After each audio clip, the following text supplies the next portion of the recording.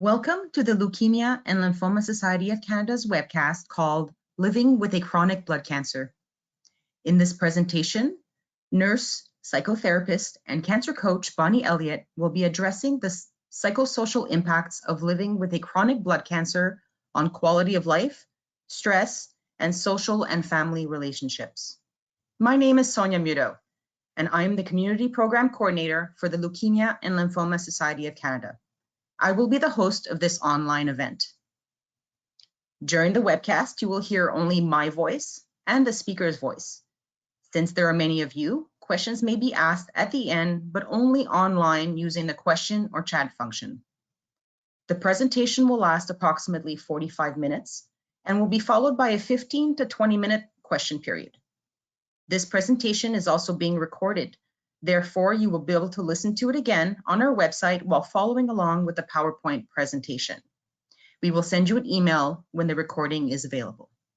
At the LLSC, our mission is to cure blood cancers and improve the quality of life for patients and their families. We offer guidance and support to people affected by blood cancer every step of the way. We offer a vast array of services and educational resources to patients and their families. One such service is our peer support program. It is a program that matches people affected by blood cancers, caregivers and their families with trained volunteers who have been touched firsthand by a blood cancer and share similar experiences. We know that a blood cancer diagnosis presents many challenges to you and your family. The community engagement managers can help. They are compassionate connectors and can help you cope with your blood cancer experience. We also have multiple educational videos also accessible on our website. It is my pleasure to introduce our speaker today, Bonney Elliott. Bonney has been working as a cancer coach at the Ottawa Regional Cancer Foundation since 2013. She sees people living with cancer and caregivers for one-on-one health and wellness coaching. She has facilitated groups for children who have a parent living with cancer, for those rebalancing life and work after cancer, coping with cancer-related brain fog, and for caregivers who have lost loved ones to cancer. She teaches a therapeutic yoga class called Yoga Thrive. She is a nurse practitioner and registered psychotherapist who has worked on pediatric oncology, community and Indigenous family health, and private counseling practice. Over to you, Bonney. Thank you for the warm welcome, Sonia, and welcome to everyone who's online. These are crazy times that we're in right now. I'm also speaking to you from home, and looking forward to talking. It feels like a little bit of a one-way conversation, but I'm going to try to make it conversational. And I really wanted to focus on practical things that could help in general with living with the chronic blood cancer, and also just with a little bit of what's going on right now. So thank you for having me.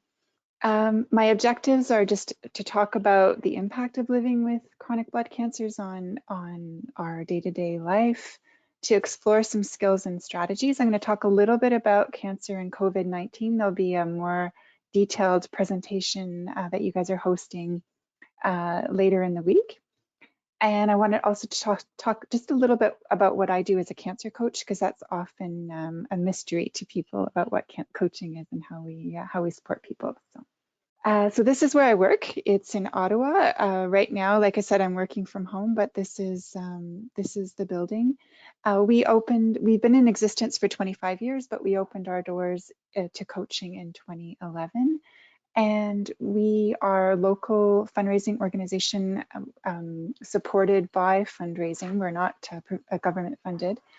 And we wanted to provide a different kind of environment for people who are living with cancer or who are cancer survivors. We have coaching and we have a lot of other programs as well that I'll speak to very briefly. Like I said, we've been going for 25 years. We also fund cancer research and clinical trials as well. So a little bit about cancer coaching. I've been doing this for a while now, and when I first came to work there, I as a coach, it was kind of a bringing together of things I had done in my previous career. So coaching is, people can self-refer. We're all regulated healthcare professionals with a background in oncology. We see people living with cancer, but we also see caregivers and people who are bereaved. We see people at any point in a cancer experience. And, you know, we know that when someone has a cancer diagnosis, there's lots of professionals involved. You often have a huge team of people taking care of you. Our focus is on what matters to you, and that's very individual from person to person.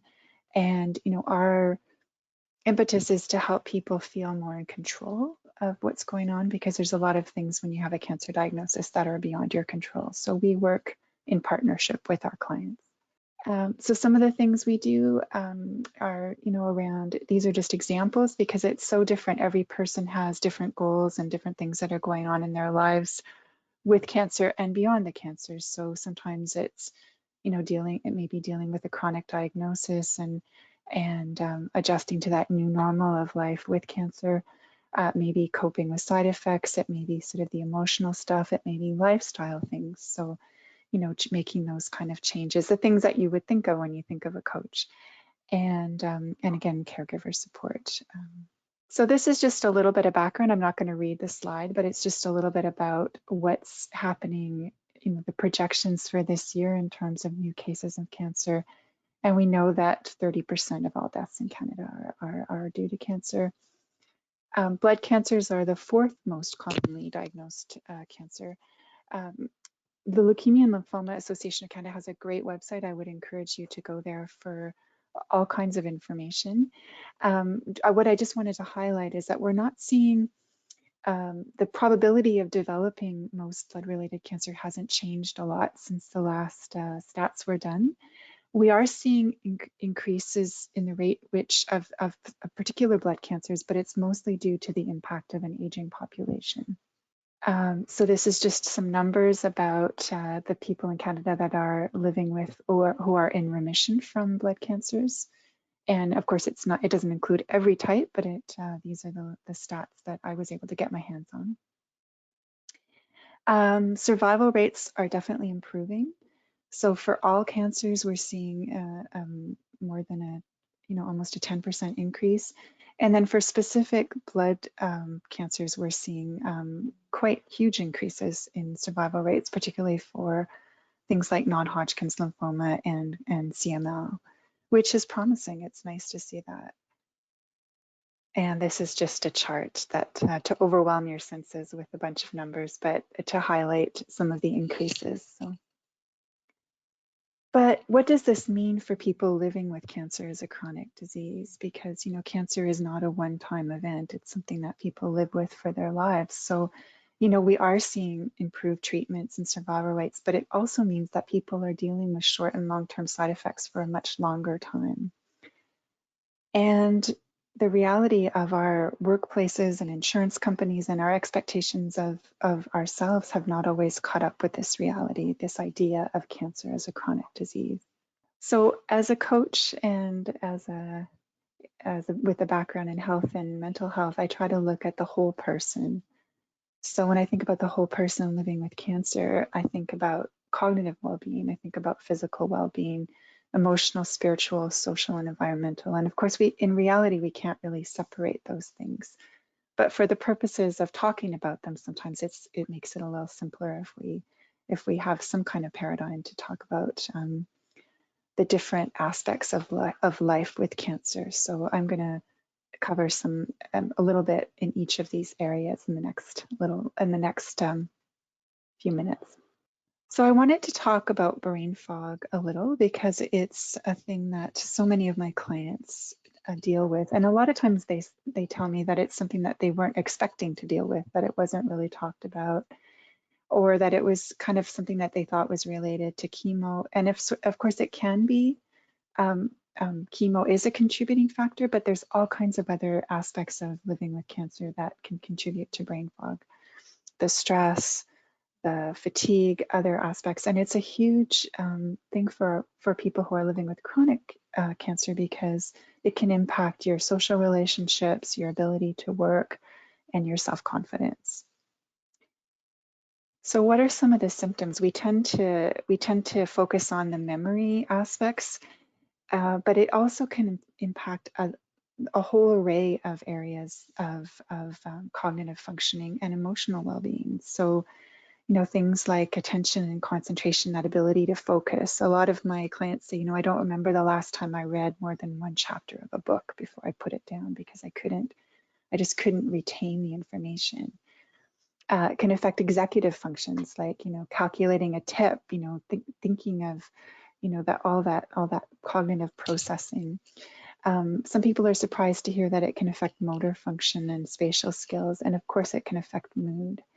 And I have this picture of a superhighway here to remind me that the brain is kind of like that. It's kind of like a superhighway, and there are things that we can do in terms of interventions to brain fog to to slow the traffic down, and to plan things for, times where we're less tired or times when and there's things that we can do to improve memory and skills that we can use. So, I'm not going to spend a lot of time talking about brain fog. We do an 8-week course for people who are struggling with it. That's really about practical tips, but I'm going to just share a few of the things that we talk about in this course. So a lot of people, whether they do it on purpose or they just almost like unconsciously do it, is trying to hide it, because sometimes when we have memory slips or we forget someone's name, we're embarrassed about it. So sometimes talking about brain fog and talking about what your experience is can help the people around you know what's going on. We talk a lot in the group about multitasking, and we all, a lot of us say, I can't live my life without multitasking. But the reality is that it's often not very efficient, and that doing things to be totally focused on, to focus more on the activity you're doing and then doing one thing at a time can really help. We often encourage people to track their slips in memory. And what we notice when they do that is that they start noticing the trends. And oftentimes memory slips happen when we're tired or we're stressed or we're not focused. And there's lots of other things that can help with brain fog, but it's a lot of times it's about identifying that it is an issue and that it's not that you're going crazy, that there are, and it's not necessarily changes in how the mind functions, because people with brain fog often score just as well on psychological tests. It's that their brains are working a lot harder to do those things. So it's often worse when you're tired. It's often worse at the end of the day. It's worse when you're stressed. And exercise can help, and focusing can help. I'm going through things quickly because you will have the slides later on that you can always refer back to. The other thing I wanted to talk about is cancer-related fatigue, which is closely linked to brain fog. And fatigue is a symptom that an estimated 70 to 90% of people who are living with cancer or following cancer treatments describe. And fatigue isn't really the right word for it, because when we think of fatigue, we sometimes think, I had a hard day, I need to go to bed early.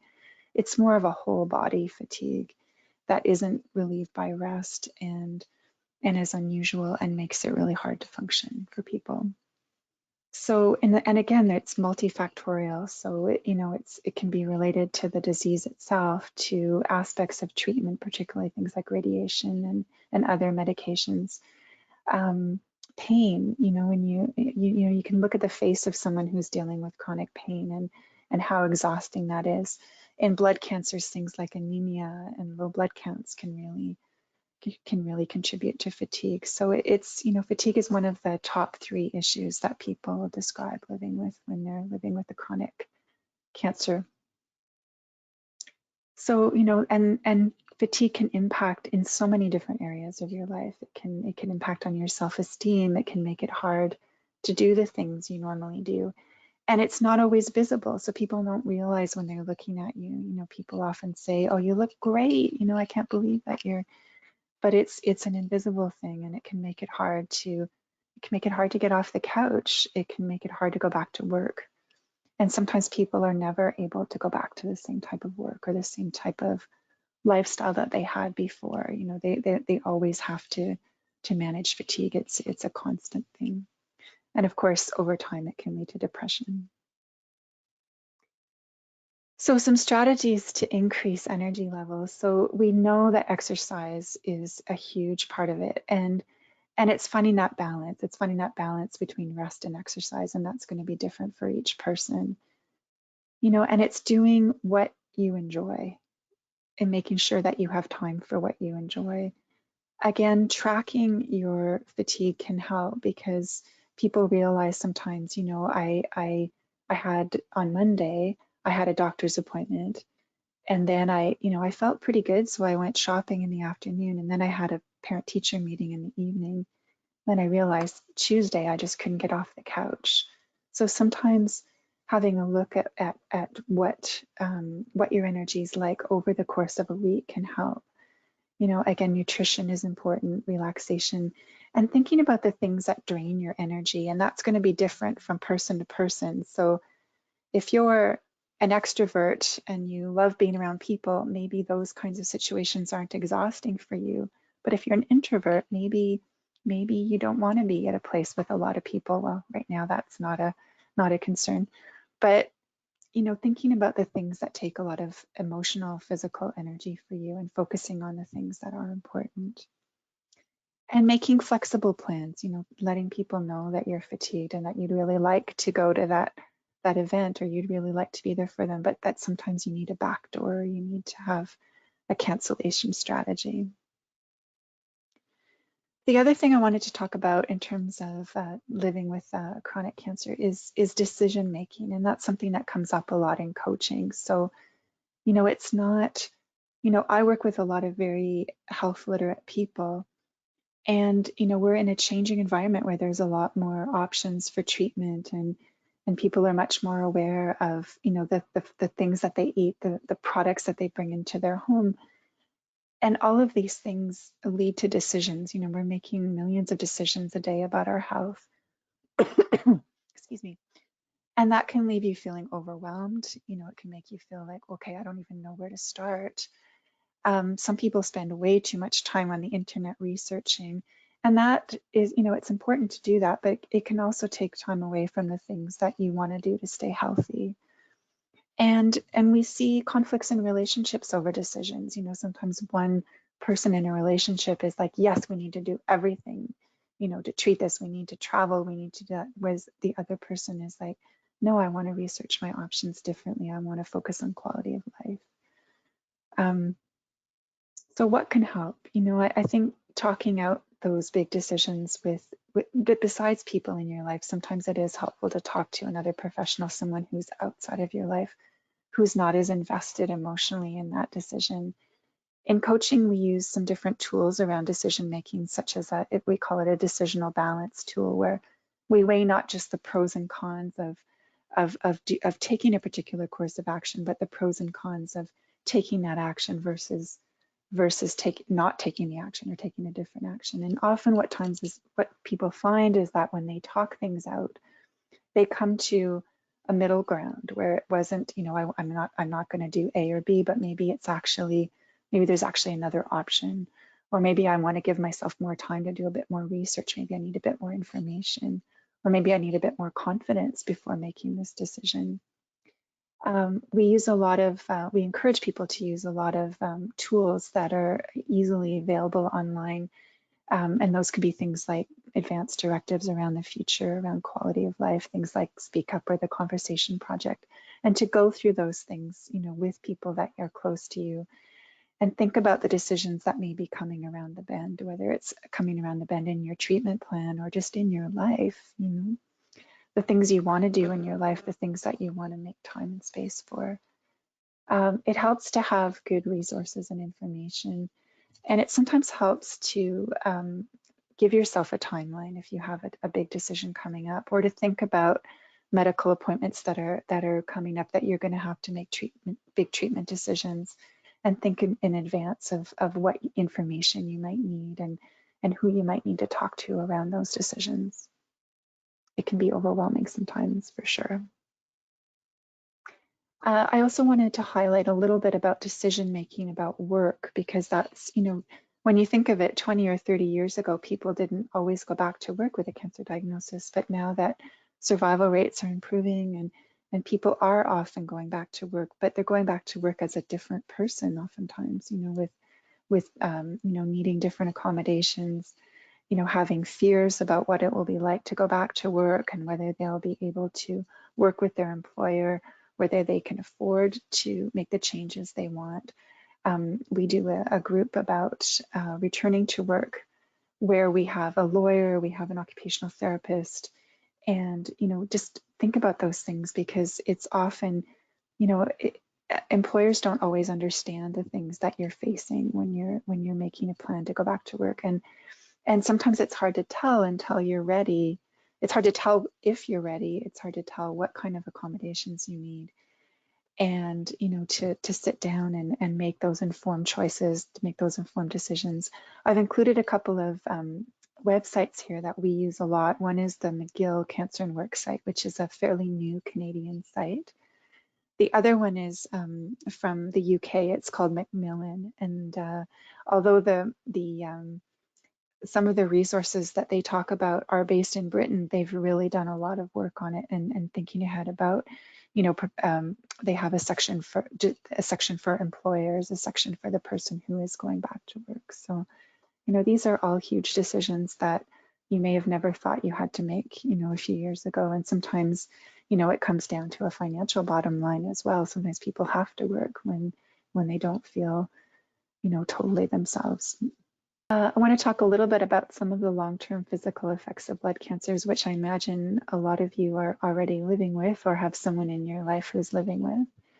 And this list is certainly not all-inclusive. And I just like to talk about some of the things that, without addressing each thing as individually, which would be a whole presentation into itself. I want to talk about some of the things just some practical things that you might think about in terms of the physical effects that you're living with. And again, the Leukemia and Lymphoma Society has great information about this. For one thing, sometimes the people around us don't realize what we're dealing with. Suffering is not always visible. They may not realize the pain, the fatigue, the neuropathy, those kinds of things. And although it's tiring to do that, sometimes it's a matter of, like having to explain to people, this is where I'm at. And this is where I'm at from day to day. That one day may be different than another day. Keeping things together can help, having a binder that keeps track of your medical records. And sometimes caregivers help with that if you have someone in your life who's really organized and wants to help. One thing I encourage my clients to do is to keep regular track of symptoms and the use of medications that you use to deal with those symptoms. That can really save a lot of time, and it can help make things clearer when you go to an appointment to say, yes, this is how much pain medication I've been using, and these are the things that aggravate my pain, especially if, and even in terms of, writing letters for insurance companies or letting your, the people in your life know where you are, because sometimes when someone asks you where you're at, it's easy to focus on, well, today is a good day, I'm like this, but things change from day to day, and it can be helpful to look at things over time. Often work with people around pursuing physical rehabilitation, and that might be more formal in terms of physiotherapy or massage, but it can also be in terms of targeted exercise and the things that you do. And I do think it's important to talk to people that understand oncology and the types of long-term side effects that you might have after or while you're living with a cancer diagnosis. And the last thing I wanted to highlight was the importance of staying in regular contact with your healthcare team, which I know right now can be a little challenging. There's a lot of telephone appointments, and that's a whole other ball of wax. But also your family doctor or your nurse practitioner, because they're often the person who knew you before cancer and knows other aspects of you, and it's often easy to forget about checking in with them when you have so many other appointments. What else helps in terms of coping with long-term physical effects? Patience, and it's hard to, sometimes when what's happening right now is not very pleasant, it's hard to believe that it will ever get better, or that this, that maybe some aspects of that are the new reality. And often trying to balance expectations with optimism, and remember that healing takes time. So often we want to skip that process and you know, it's like you have the flu and the day that your fever's down, you go back to work, but the body needs time to heal. And finding that balance between rest and activity. I'm going to talk a little bit more about mindfulness in a second, but mindfulness-based approaches are, you know, well researched in terms of coping with some of the pain and symptoms. You know, things like neuropathy and chronic pain can often lend themselves well to those types of approaches. So, you know, it's the last thing you want to do sometimes when you're suffering is to be in the moment with your suffering, but oftentimes that's what helps us to find solutions and to cope and to move forward.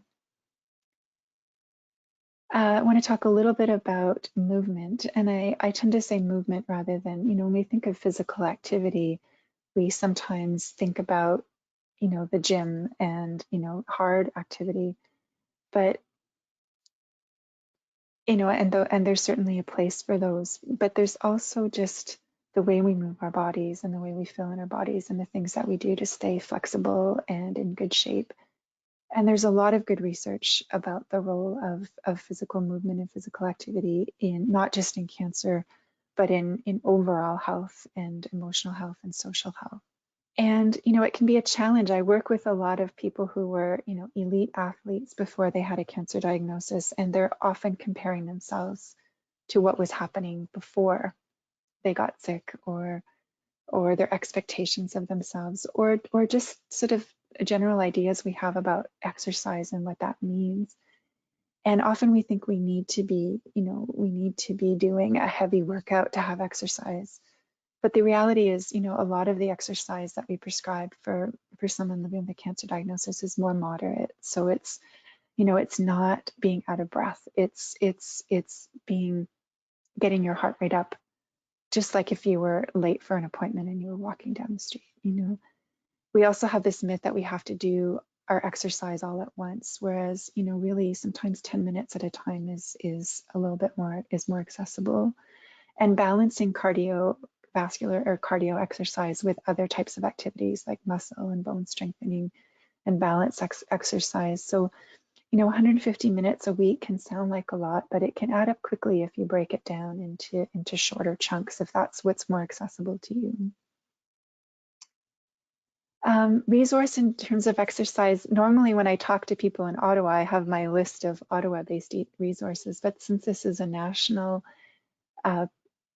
presentation, I just wanted to talk a little bit more globally about some of the types of things that the people I work with find helpful. There are certainly fitness and yoga classes that are specific to cancer. I know in Ottawa we have Breast Cancer Action has particular classes that are designed for people living with cancer. I teach a class called Yoga Thrive, which is a cancer designed for cancer survivors, and that's based out of Calgary. So there are Yoga Thrive teachers all over Canada.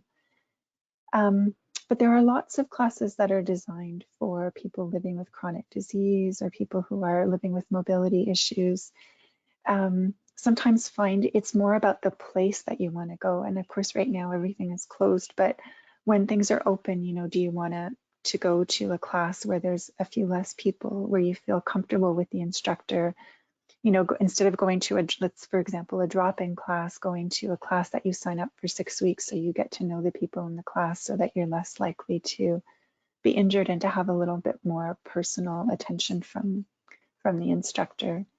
And really it's about finding the thing that you love. So for some people it's walking and it's doing something very social. For other people it's dance. For other people it's something that they can fit into their schedule at home. But exercise is just such an important part of well-being.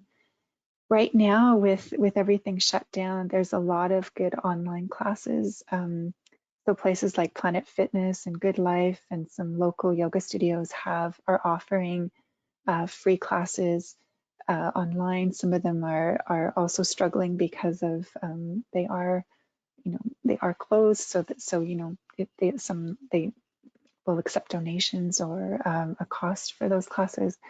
But there's lots out there if you're looking for ways. If your go-to is usually a gym or a yoga class and you're feeling cooped up right now, there's certainly lots happening. This slide is here to remind me that it's important to stick to the basics. And, you know, in any time of stress, you know, a new diagnosis or, you know, a change in life, these are the things that tend to fall out off of our radar.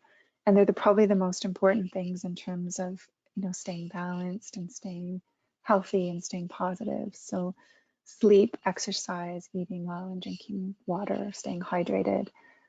You know, and if nothing else, you know, in terms of managing stress, you know, thinking about the balance of those four things can go a long way. The website that I've listed here goes into it in a bit more detail, but and I realize that, you know, there's not a simple fix when you're dealing with things like insomnia or you're dealing with side effects that make it hard to eat well. Or when your mobility is limited, but sometimes just paying some attention to, you know, what is it that is within your control. You know, for the clients I work with, sometimes our goals are very small and manageable. You know, I'm gonna go for a walk every day. I'm gonna try to drink 2 liters of water, and starting small and building from there can go a long way.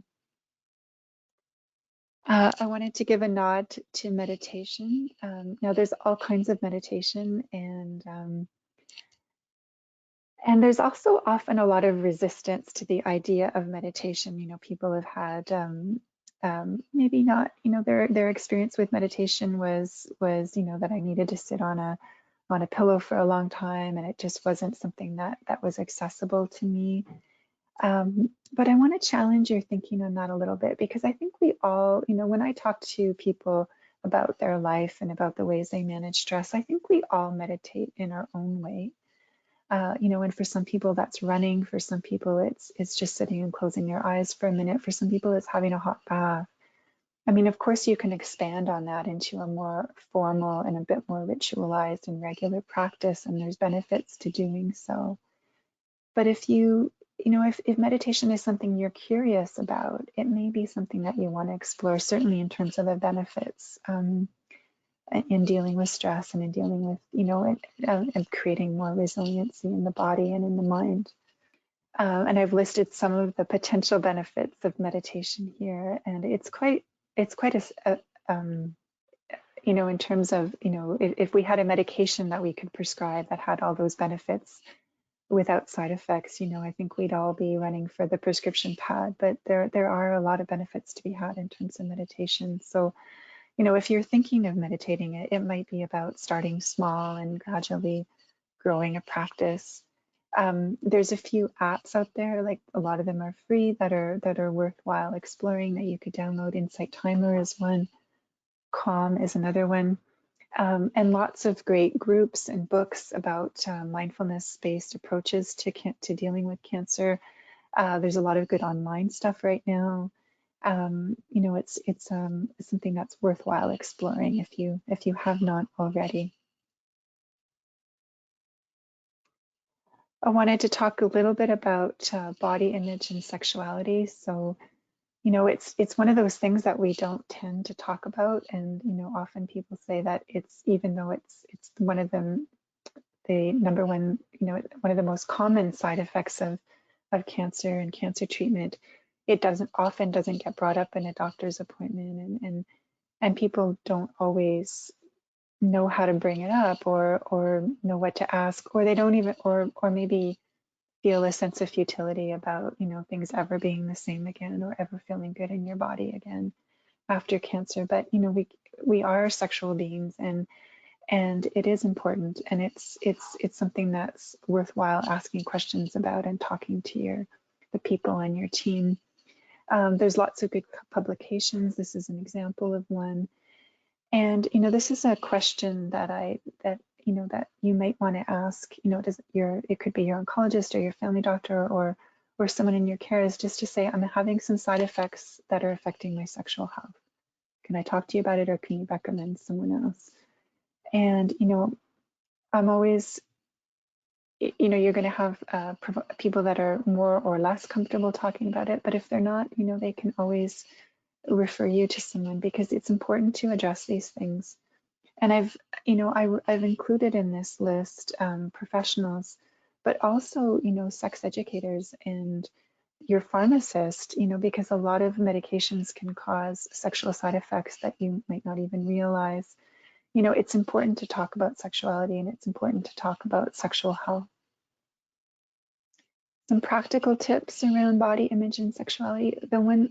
If you're in a relationship and it's not just about the cancer, and it's not just about, the physiology of your body. It can also be about conflicts and unresolved things that have built up, during a cancer diagnosis and just in life.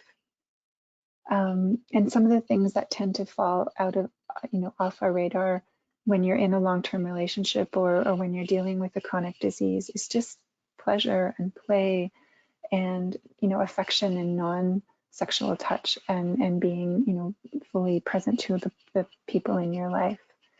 When we're young, sex just happens, but when you have a family and when you're dealing with a chronic illness, sometimes you have to schedule it. You have to create the physical space. You need to find the times of day when you're less tired. You need to work around, medications that can, deal with pain, but are also sedating. And, it's also around assertiveness. It's also around learning, learning about our own bodies and what we need and asking for what we need. And sometimes maybe what you need from your partner is for them to, to let you know that they still find you desirable, or that, that it's okay to ask for sex or to initiate sex when you're dealing with a whole bunch of other stuff. Sometimes it just falls off the radar. But it's an important part of quality of life and well-being. Wanted to touch on grief and loss. And we tend to think of grief as being something that happens after a death, after, when we've lost someone. But the reality is we experience all kinds of losses in life. And there are many losses with cancer. Loss of just quality of life, of quantity of life, of certainty, relationships, the way that life was before cancer and the way that life is after cancer can be very different. We know that a quarter of cancer survivors experience, clinical depression. That's depression that can be diagnosed, and significant symptoms of anxiety in 40%. And those are things that need to be addressed. So what are the impacts of loss? When we're grieving, we don't feel just sadness, but we can feel anger, we can feel numb, we can turn away from the people that we care about, we can stick to ourselves. It's really important to process our emotions around grief, and that's going to be different from person to person. Some people need to talk, some people need to exercise, some people need to express it in different ways. One thing that I hear from a lot of the people I work with who are living with cancer is that it's hard for them to express their grief because everybody tells them to stay positive and hopeful, and they're afraid if they're afraid of going down a rabbit hole. But it's pushing those emotions down is not helpful in the long run. And also remembering that people close to you are grieving in their own way. And there are times where it is important to talk to someone who is cancer informed. So that might be, someone in the community. It might be someone through your psychosocial oncology.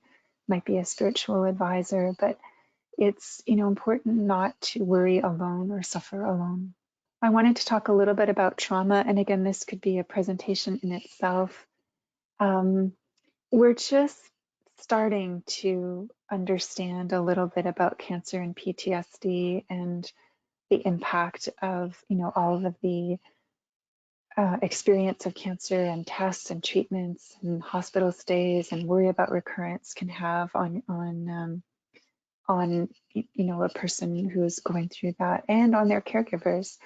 I have a particular interest in this area because I worked with children with cancer and with their parents, who maybe years later, even after the diagnosis, were still having, nightmares and flashbacks and symptoms of PTSD. and those symptoms can be addressed. We just have to identify them and know what's going on. You know, I encourage you, if you're concerned, to talk to someone, to you know, look at some of the things that you're experiencing. And there are, you know, therapists who are well versed in trauma, and medication can sometimes play a role. But I think it's important for us to identify, you know, on the spectrum of anxiety and post-traumatic stress, when things have progressed beyond the point that you need, you know, to do something about it. And in terms of trauma and fears of recurrence often go hand in hand. And a fear of recurrence is one of the top 3 things that people experience after a cancer diagnosis. So, you know, it's not just, you know, will it come back? It could be, you know, when will it come back and what will I do? And some of the symptoms that people feel around fear of recurrence are that hypervigilance. And sometimes you don't even realize, oh yeah, this is the anniversary of when I was diagnosed, or, you know, I've got that appointment coming up, and you know, all those symptoms that come up.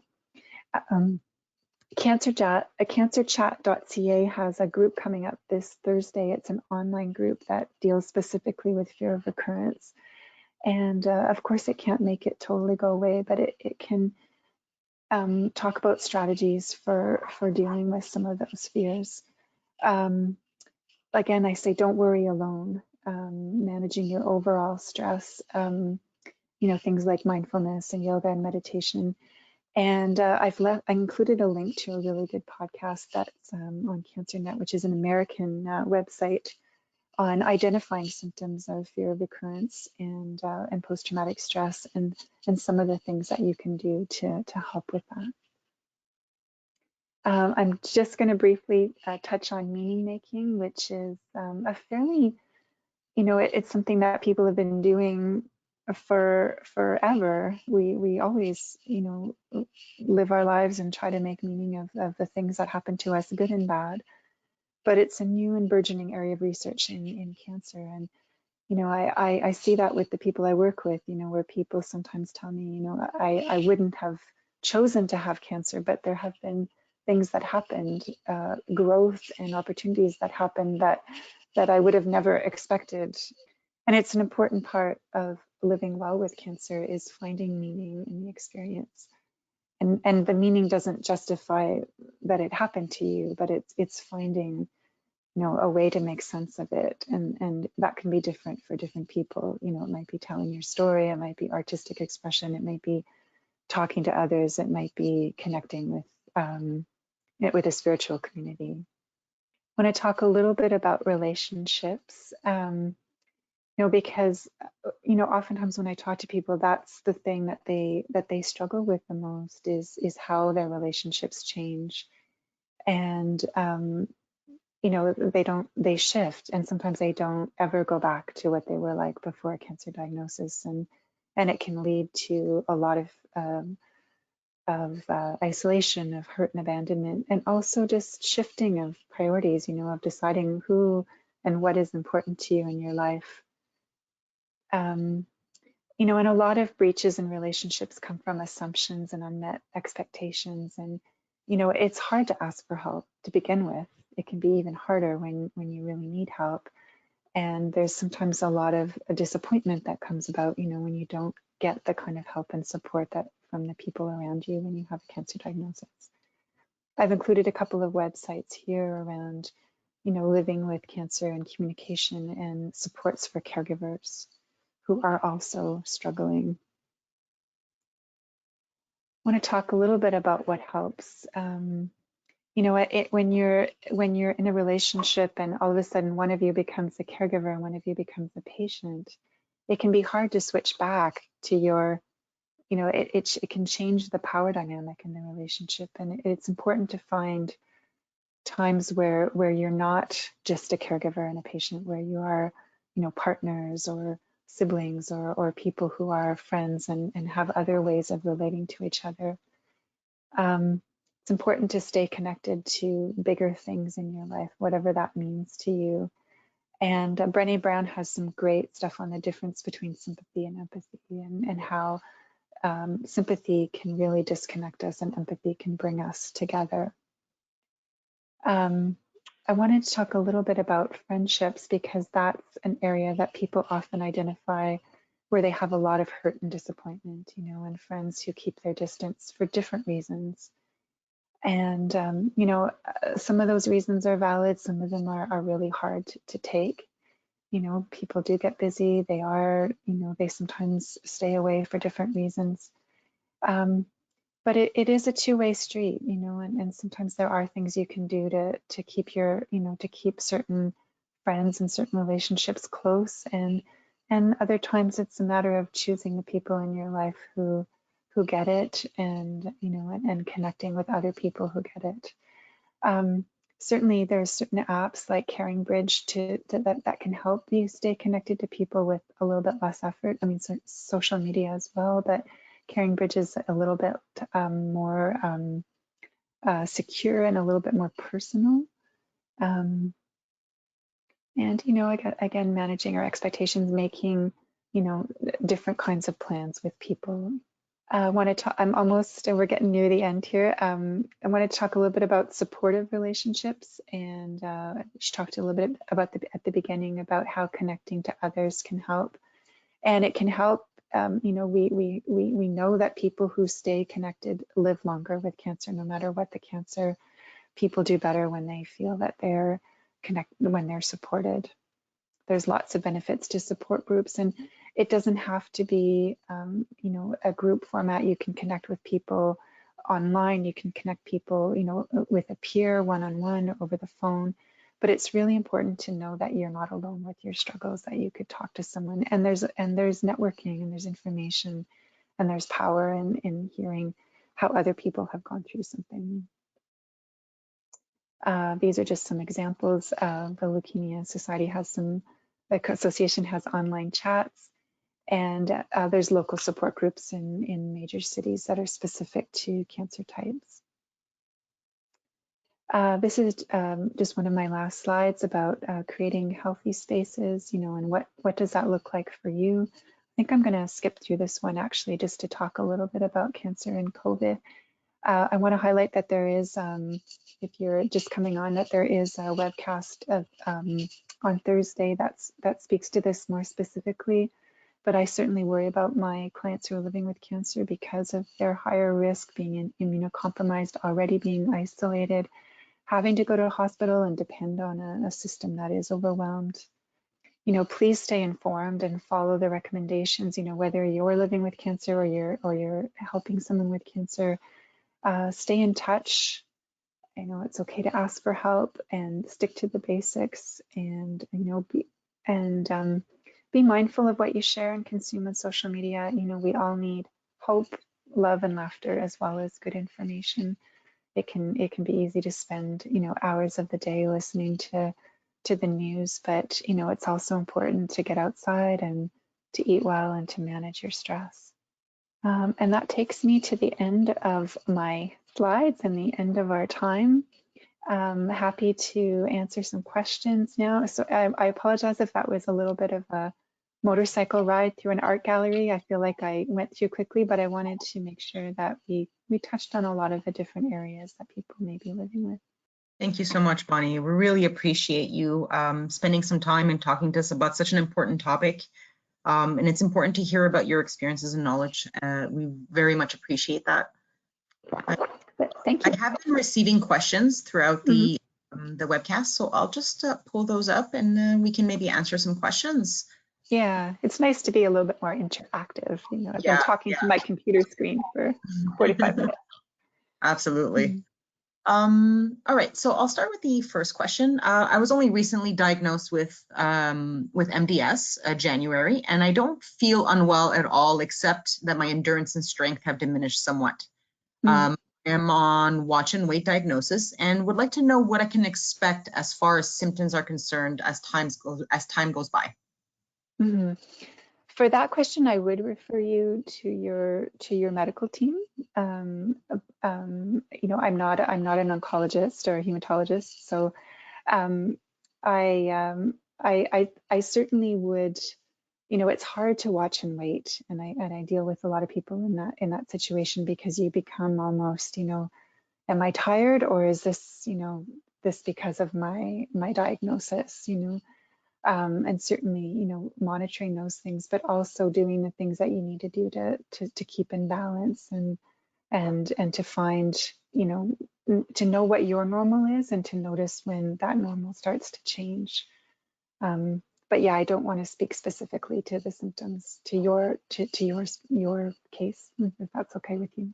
Yeah, absolutely. I can definitely refer you to one of our community engagement managers, and they might be able to at least direct you into the right direction. So your question on hand, and I answer that later on.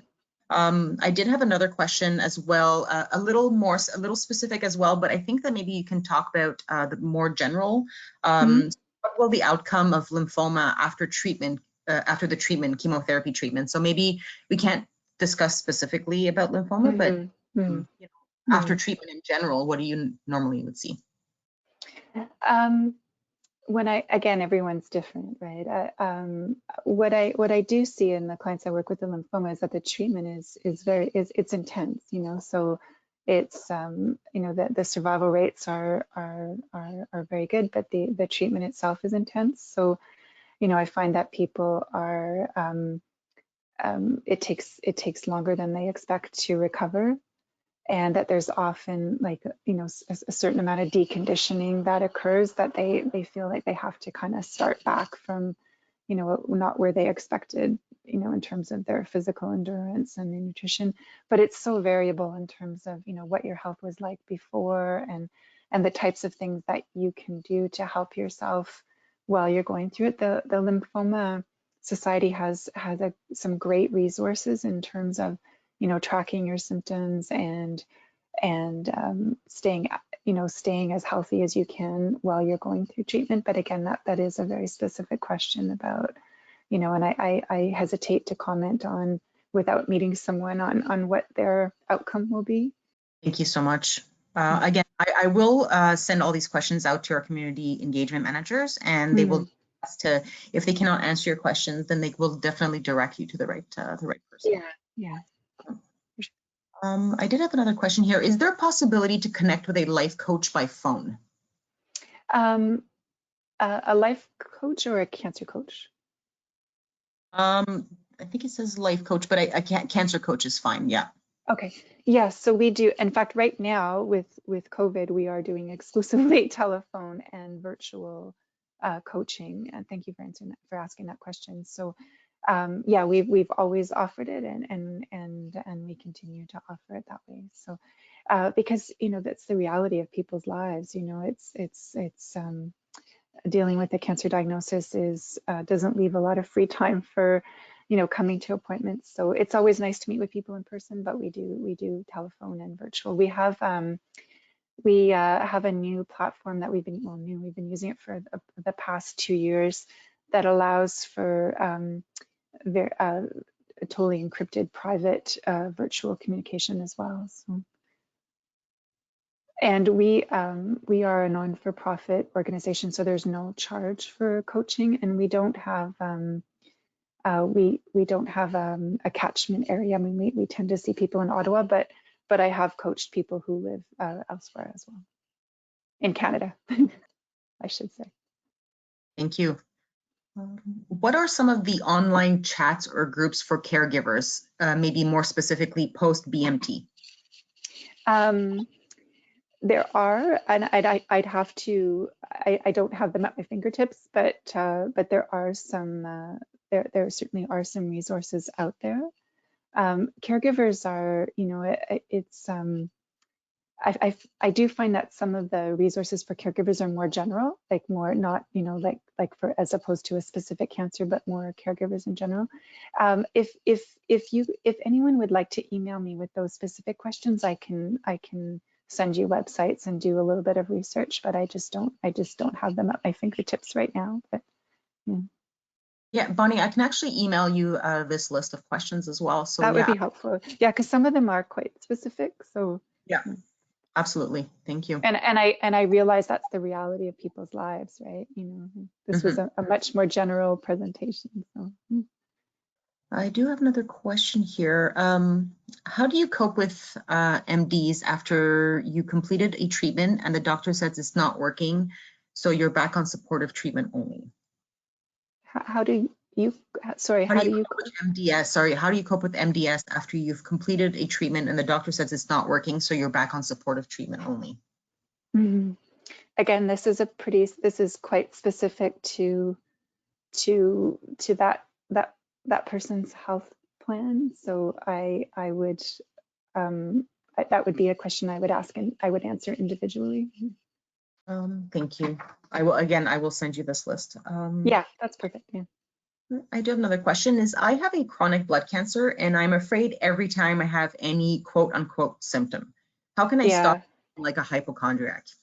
absolutely. I think that's part of that hypervigilance, right? And especially right now with, you know, when they talk about the symptoms of the flu and you know, I have clients who are dealing with similar symptoms every day as part of their as side effects of treatment or part of their disease. So, you know, I think that's a normal thing to happen. Some people track their symptoms, you know, without you know, because it can be helpful to look over time at what I have, you know, what's going on, you know, and just check in with your body. What am I noticing? And you know, does it change so that when you do talk to your care providers, they have a more global sense of what you're experiencing.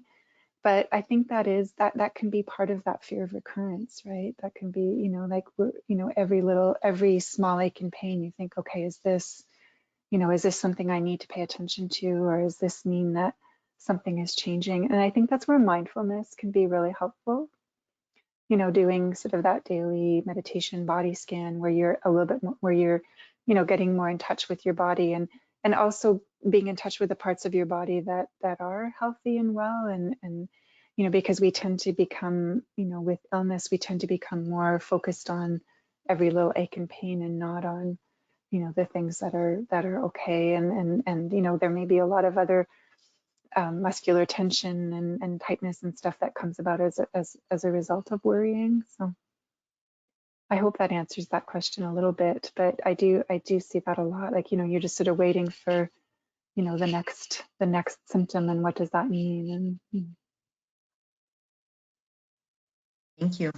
I have another question. It's kind of a different angle on the same question that was just asked, but how can I Mhm. help my daughter stress less about me and my chronic blood cancer? She seems to worry as much or more than I do. Yeah, yeah. Um, we see, I don't know how old your daughter is, but we do see that a lot. I often, because we coach caregivers, sometimes the person I'm coaching is not the person living with cancer, but it could be, you know, an adult child. We also do a we also do a group for children who have a parent going through a cancer diagnosis. So um, you know, children who are school age or teenagers, and it's a 6-week group, and we really focus on you know, helping kids to cope with different emotions, and there are a few good publications out there on helping children cope, and you know, kids pick up on our stress and they worry about things and stuff, but yeah, you know, it's definitely it's a family affair when one person has a cancer diagnosis, you know. Um, if again, if you want to email me individually, I can send you some resources specific to helping kids, and it would be helpful to know what age group, because I think you know, it can be developmentally, you know, the things that a younger child versus a young adult might worry about might be very different. Yeah, I don't have the age, but maybe this person will write it afterwards. Okay, perfect. So I have another question. Yes, I've been in remission for 7 years, and there is not one day that passes that I don't think about my cancer diagnosis. When will it fade? Yeah, that's a good question. You know, I think we used to used to do a retreat called After the Bell, and it was a retreat for women who had finished treatment and we're moving into life after treatment. And we often talk about the new normal and the idea that even though people in our lives may be really anxious for the day that you move beyond a cancer diagnosis, the reality is for many people it's always there. I guess the extent is to how much it takes over your life, and is it taking away from your quality of life and stealing your joy about other things. And if that's the case, then maybe there's a bit of processing that needs to still happen, or working on dealing with fears of recurrence. But I sometimes compare it to people who live with a volcano in their back, in their neighborhood. There's always a part of your mind that's going to be aware that there's a volcano there. It's just that there's times where maybe it takes less space in your mind, and there's other times where you're able to forget about it a little more. But I'm certainly not surprised to hear that. I hear that from a lot of people. Thank you, Bonney. There's quite a few specific questions about COVID-19. As Bonney mentioned a few moments ago, we will have a webcast with a special this Thursday in English and on Friday in French.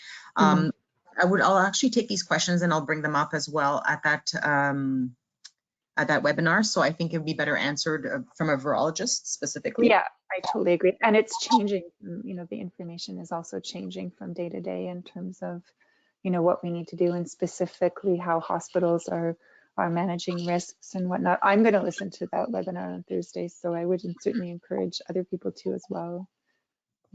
Excellent. Thank you so much. So as I mentioned, this is recorded, so all of you who have registered, whether you were able to listen to it completely or not, will receive an email once it is ready with a link directly to the recording. And as well, I will share these questions with Bonney and with our community engagement managers, and we will answer all of these questions and provide you maybe with some links that you can find helpful. So thank you very much. I just want to highlight that oftentimes when so coaching is less about advice giving, but I do I often do research after an appointment that I have with someone, because certainly there are specific questions that you're going to have to your situation that and I don't mind doing a little bit of research, because I always learn from that, but sometimes it's making sure that you're getting the information from the right person. Absolutely. Thank you so much, Bonney. I'd like to share a bit more information, if you don't mind switching over the slides. Absolutely. Thank you. Just one more after as well. So I just want to take a few moments. Oh, too far, maybe one back. Thank you. Okay, there we go. So I want to take a moment.